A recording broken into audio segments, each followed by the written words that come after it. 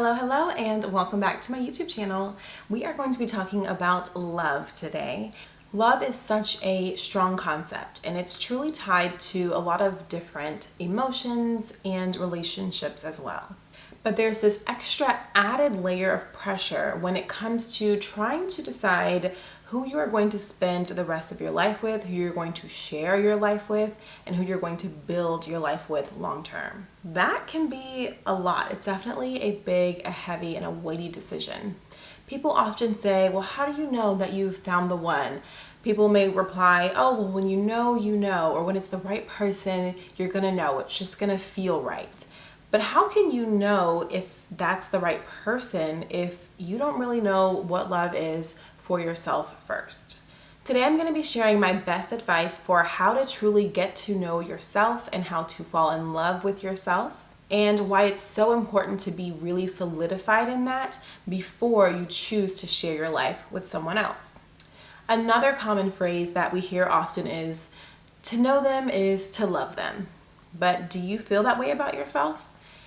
It could be that you don't know yourself well enough to truly love yourself and identify what that looks like. So you have to really set aside time and commit to getting to know yourself better.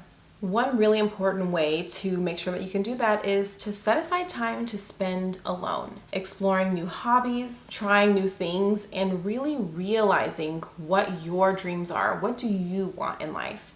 If you're just go, you're constantly filling your time with other people or on things that can be fun but also distracting, then how are you going to have that time to be centered and to come back to yourself and to focus on truly who you are, what you want, what you like, and what's important to you in life? So just like you schedule time to spend with others, time for family, time for friends, schedule time to spend with yourself. My next piece of advice is to never stop learning. Knowledge is so important in life. It can really shape who you are as a person.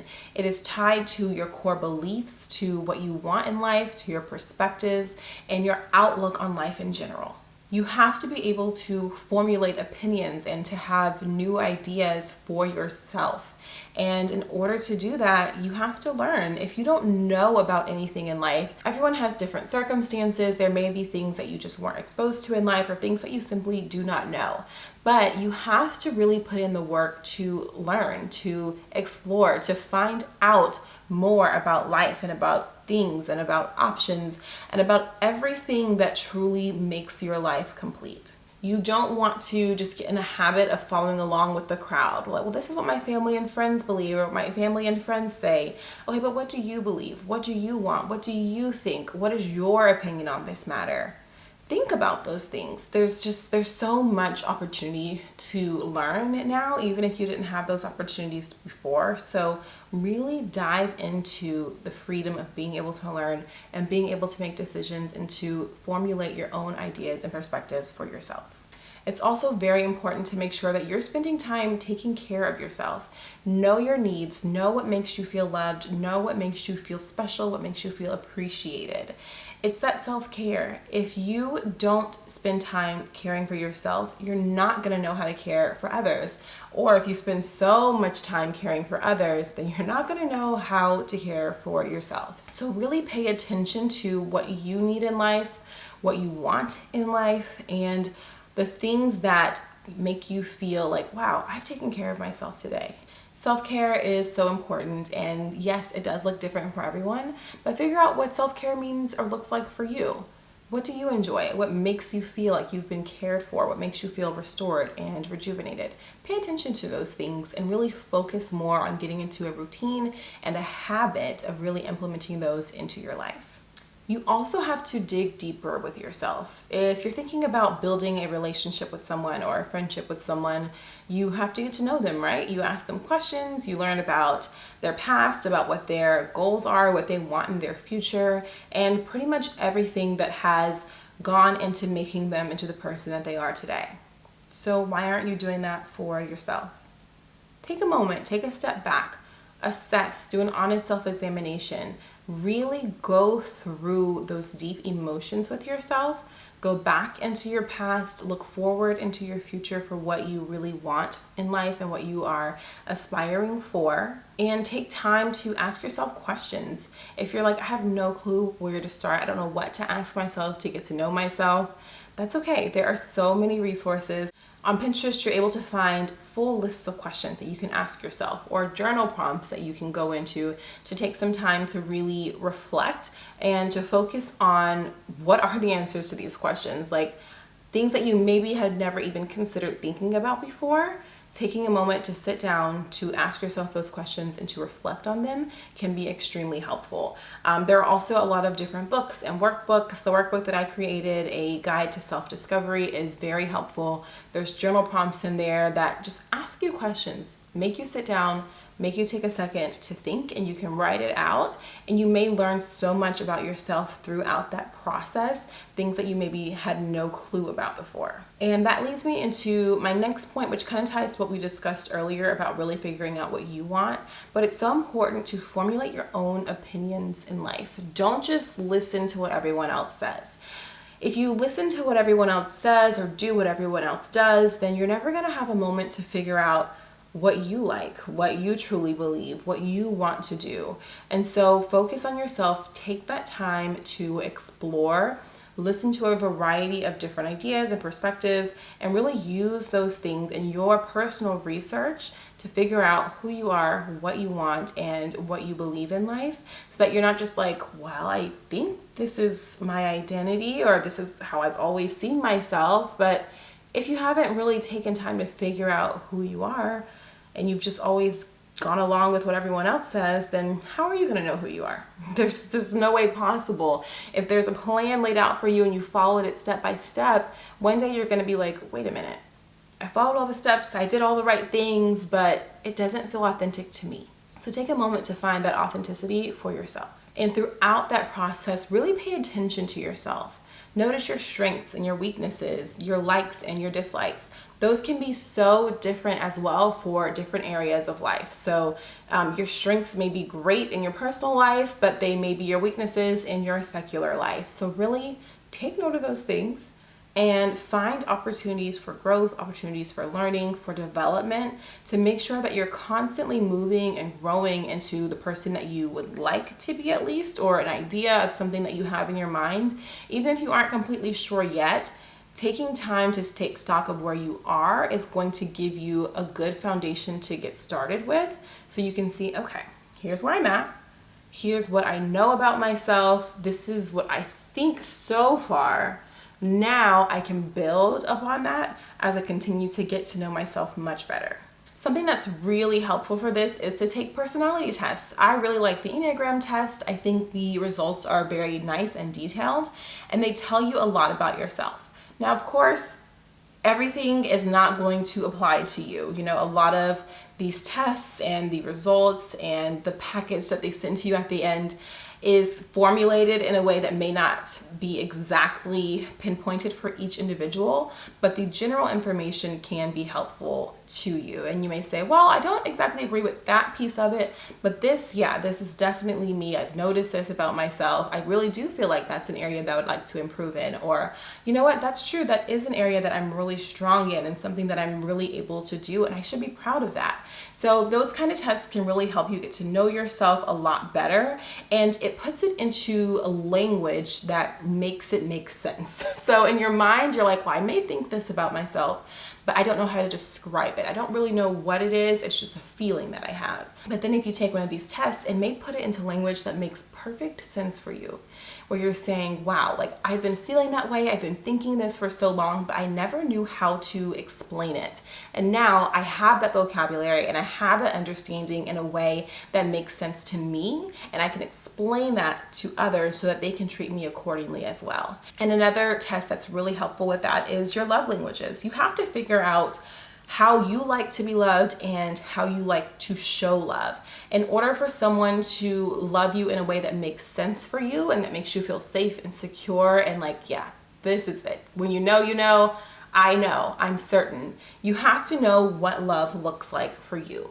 And so a love language is reading, there's a book about it, there's also different podcasts, there's a test that you can take.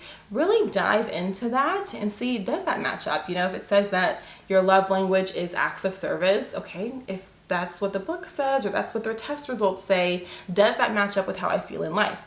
For me personally, I am an acts of service girl. Like, I don't need all the words of affirmation. I mean, obviously I like to share words of affirmation, but that's not what I need in return per se. Like, I need to see that you love me through your actions and taking care of things that I've mentioned before and knowing that it's gonna get done, because if it's important to me, then it's important to you. And so knowing that about myself, I'm then able to communicate that to other people in my life so that they know, oh, this is how Amber feels loved. So let me show her love in this way. And of course, sometimes it's not always going to be perfect. You can't just say, well, this is what I want in life and expect people to do it. But if you're treating yourself in that way, if I know that my love language is acts of service, I like when other people take care of things and get things done. But it's the same way for me. I love getting through my to-do list. I love knowing that everything that I set out to do for the day, I'm able to complete it. Or if I set a goal, I'm able to reach it. And so I'm really seeing the connection between, oh, if this is how I want someone to love me, then this is also how I need to love myself. And it all starts to make sense for you so that you're not going to accept anything that's less than what you deserve and what you know you truly want in life. Now, my next piece of advice does come with a warning.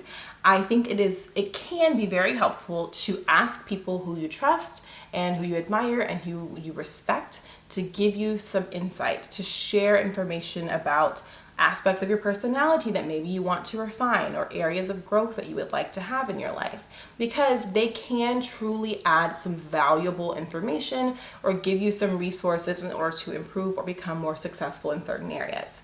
However, you cannot trust everybody. Don't open up to everyone. Don't share everything with everyone, because sometimes people do not have the best intentions. So the important part is people who you trust, who you admire, who you know really have your true best interest in heart and who can give you constructive feedback or constructive advice that is going to be helpful for you. If it's someone who could potentially be jealous of you or maybe a peer who could be in competition with you, don't do it. But other people who are maybe at a place where you would like to be in life and they want to truly share out of the kindness of their heart how they got to that point, things and resources that can be helpful for you, then yes. Go to them, ask them, say, hey, especially in a secular environment, you know, maybe you feel nervous when you have to present at work. So say, hey, for this next presentation, could you really watch and see what areas that I could improve in? I feel like maybe I'm a bit more timid or I'm not great at expressing exactly how I feel about the product or conveying it in a way that feels authentic to me. Could you watch how I'm doing it and then maybe give me some feedback to help me in that area? But you notice I already gave them something to work with. I say, hey, I want help with my presentation. I want it to feel authentic.